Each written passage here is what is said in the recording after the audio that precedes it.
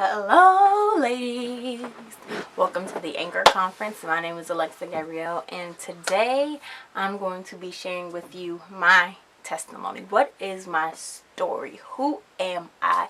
And how did I get from where I used to be to where I am now? Okay, so I was born and raised in Youngstown, Ohio.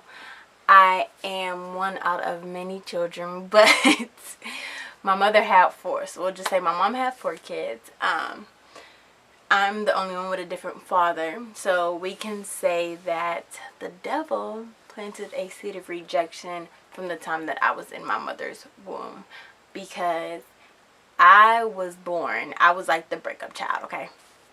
So my mother and my father that raised me, he's not my biological father, but he raised me from the age of 6 months.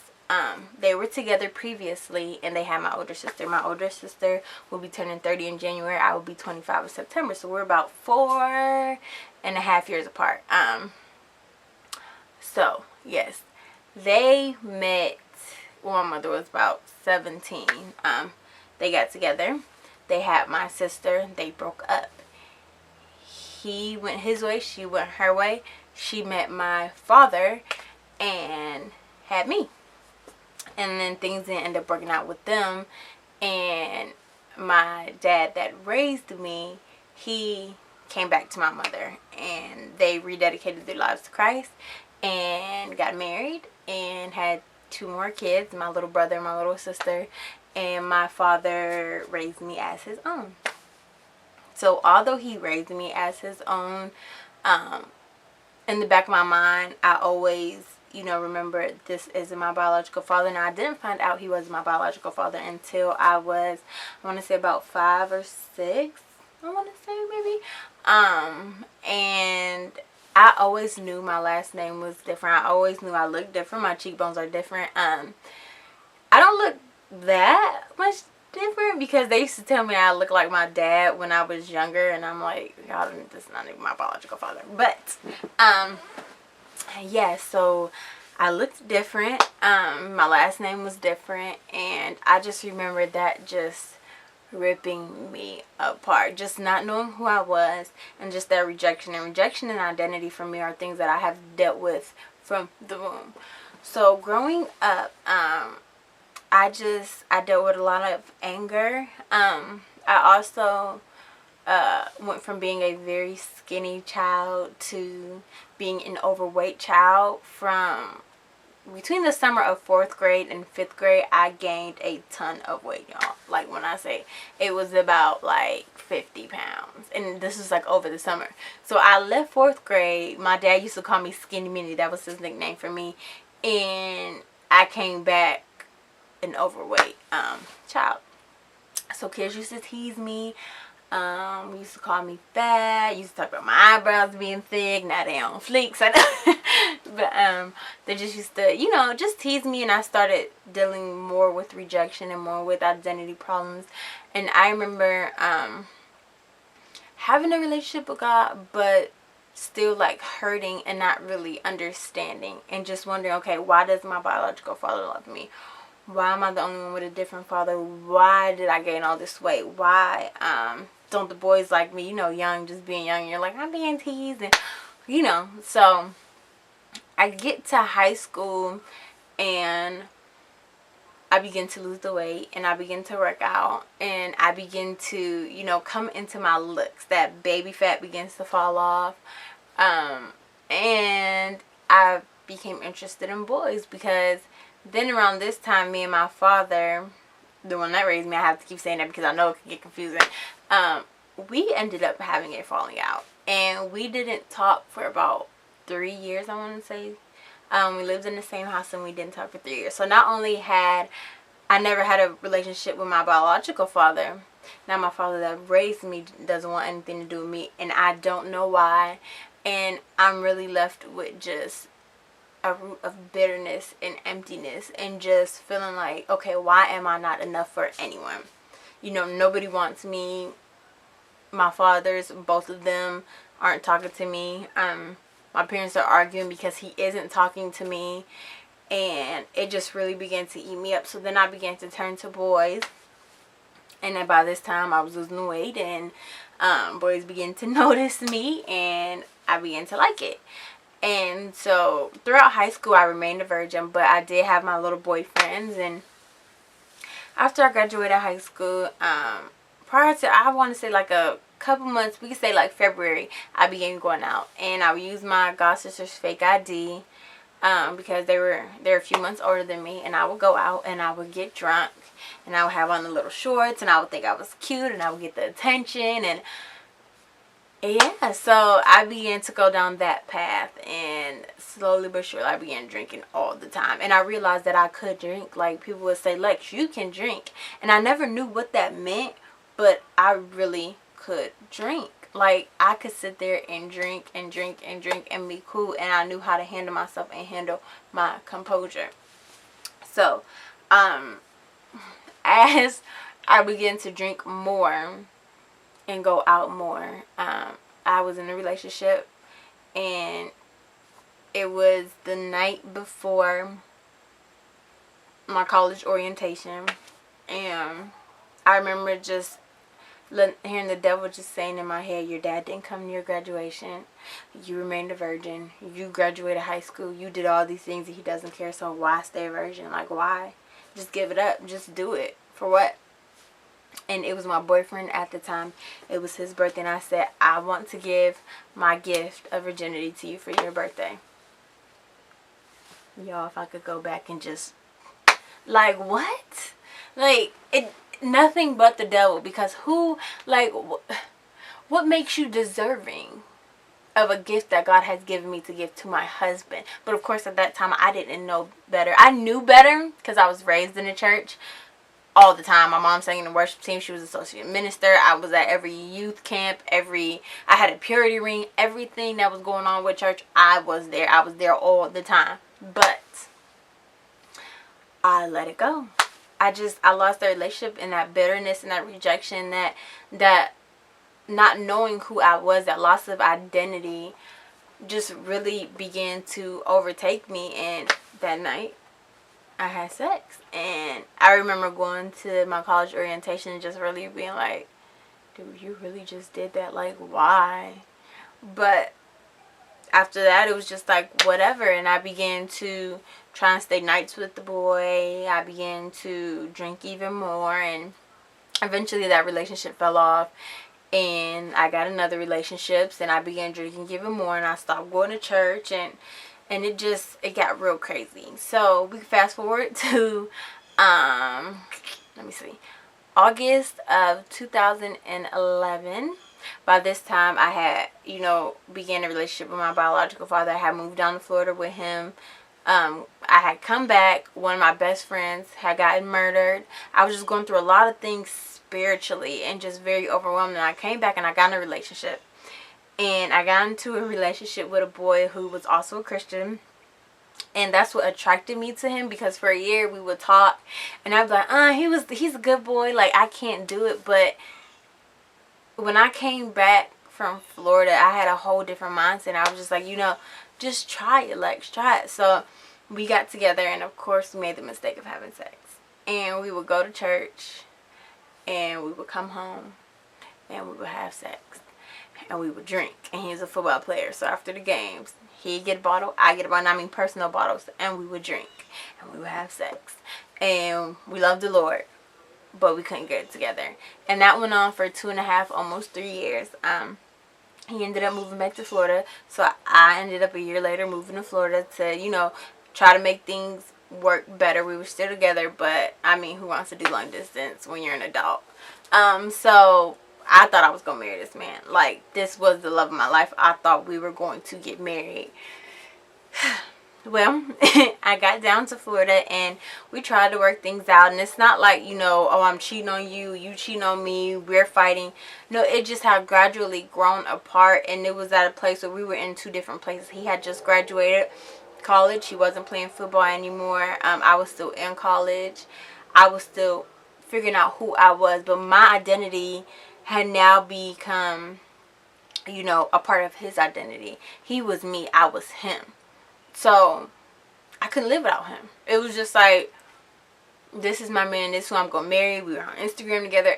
just everything. My mom loved him. I loved his mom. I loved his family. All his friends called me sis. Like, I thought this was it. But get down in Florida and things just stopped working out. So I ended up coming back to Ohio. We ended up breaking up. But we're still trying to work things out. Still trying to get things together. And I remember going back down there in February for my biological father's birthday. And I remember he stayed with me in the hotel.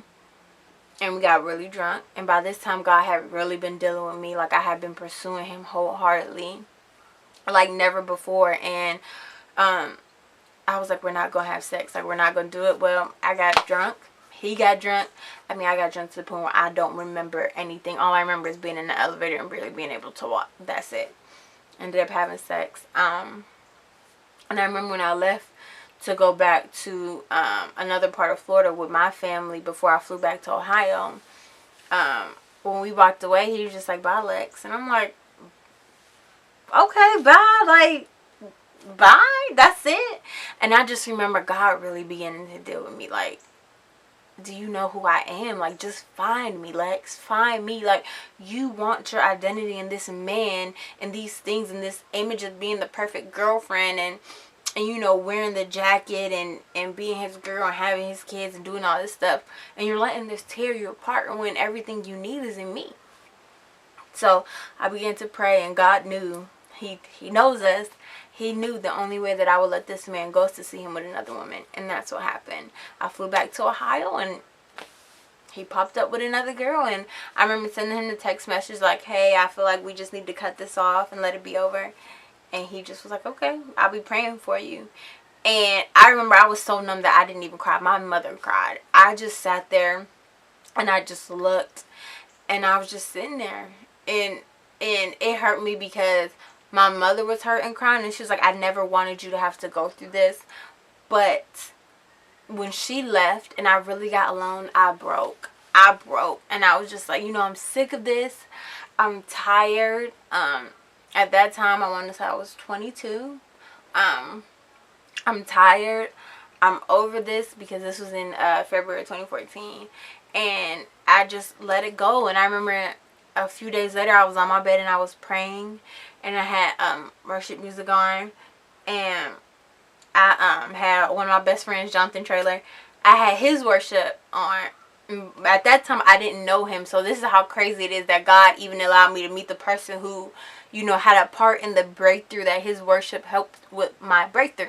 But I had his worship on. He had worship for Heather Lindsay, and I think it was like a Woman of Purpose conference. And I just remember Oceans, them worshiping to Oceans, and I just remember just breaking. And I cried, and I cried, and I cried, and I cried. And I had never felt God's presence like that before in my life. And after I cried and I let everything go, I just felt the love. And from that day, I was never the same. And I never looked back. I didn't look back. I just was like, okay, God, we're doing this. Like, we are doing this. I'm here wholeheartedly. So I just began to write. I had been writing at a young age. So I began to, you know, continue writing. And I started my blog, VirtuousBeautyXO.com. I began to use my social media platforms as a way to reach out to other women and other people of this generation who were hurt and just didn't feel like they were qualified and who are struggling. And I just turned it around. And yes, I still go through things. I still struggle all the time. I struggle in the area of trust. I struggle in the area of waiting. God had to really work on me with that, with just learning to wait and just trusting him. And even after I rededicated my life to God, it was just a process. It is a daily process of me dying every single day. And yes, after, you know, that last failed relationship, I had 2 more relationships that fell through, who I thought, you know, the first one was like, okay, God, let's try this out. And it completely wasn't what it was supposed to be. But then I did get in a relationship, and I thought me and this man were going to get married. And, you know, we had set a wedding date, and we had done all these things. And, you know, in my eyes, it's like, oh my gosh, I found my Adam. Like, I found my man. Like, I found the person I'm supposed to be with. Like, we meshed so well. And that got ripped from me. And every time a relationship got ripped from me, it was just like another brick saying, you know, this isn't your foundation. God is your foundation. And he continues to work with me. It's still a work in progress. And I just want to encourage you guys, don't ever think you're not qualified. Don't ever think just because you felt rejected, or you didn't grow up knowing exactly who you were, or you used to drink, or you're not a virgin, or you didn't have this perfect life, that you are not qualified to be a leader and to raise up this generation. I am not perfect and I'm not qualified. I don't even understand how I'm able to be a part of this conference, but I will tell you ladies this. Be proud of who you are. You are a daughter of the Most High. You are his bride. He sees you as his virtuous beauty. And that's where, you know, my name came from. He gave me that virtuous beauty. You have a virtuous beauty. You have the same beauty that Esther had, that granted her the love of a king, and she was able to free her whole entire nation. You have that inside of you. You are worth it. And that is my testimony for you, of me just really going through things. And yeah, I made it, you know, kind of quick so that you guys didn't have to sit here and listen to a whole story, because if I really went in depth, I can tell y'all about it. It'd be about a 2.5 hour story. But I pray that you guys kind of got the core of it, and just know that you are worthy. You're worthy. You're worthy. You're worthy. I can't say it enough. You are worthy, and you are loved, and your identity is not in a man, and your identity is not in your money, and your identity is not in where you came from, or who you're connected to, or who your family member is. Your identity is in him, and go after him and pursue him daily. Pursue him daily. Yeah, there are times where I don't feel like reading my Bible, and there are days where I don't even pick up my Bible, and then I just feel overwhelmingly guilty. But it is a day-to-day thing. And if there are days where I can't pick up my Bible, or I'm distracted, I still try to go out throughout the day acknowledging God. God, thank you for this. Father, thank you for this. Father, thank you for that. Just really just building that relationship and that one-on-one with him, and just really just knowing who you are. I can't stress that enough. Knowing who you are and whose you are and your worth. So I love each and every one of you ladies. I pray that this conference is blessing you. You can reach out to me, Virtuous Beauty, on Instagram. VirtuousBeauty.com is my blog. Alexa Gabrielle at VirtuousBeautyXO.com. I'm sorry, it's VirtuousBeautyXO. Y'all, I'm all over the place. It's VirtuousBeautyXO.com. VirtuousBeautyXO on Instagram. Alexa Gabrielle at VirtuousBeautyXO.com. You can look me up on Facebook. On YouTube, I am Alexa Reynolds.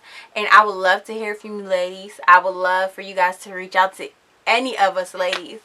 And I pray that you are blessed by my testimony. Like I said, I love you all, and have a blessed evening. Bye.